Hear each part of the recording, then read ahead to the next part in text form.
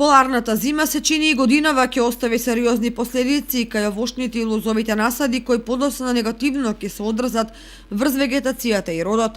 Од тоа се плашат земјоделците, односно овоштарите и лозарите кои неколку години наназад никако да се израдуваат на богат и квалитетен род.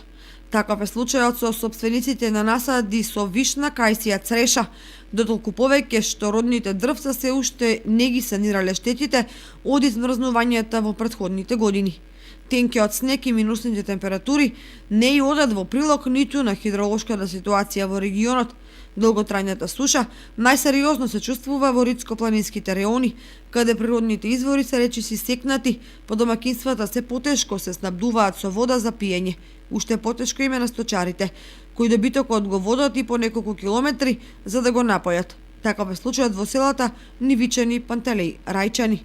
Најавите за нови и пообилни врнежи од снег, доколку се остварат, може да ја подобрат заштитата и состојбата со есенските посеви. Нова снежна покривка не само што ќе ги заштити пченицата и јачменот, туку ќе создаде заштитен слој кој е мощно значаен.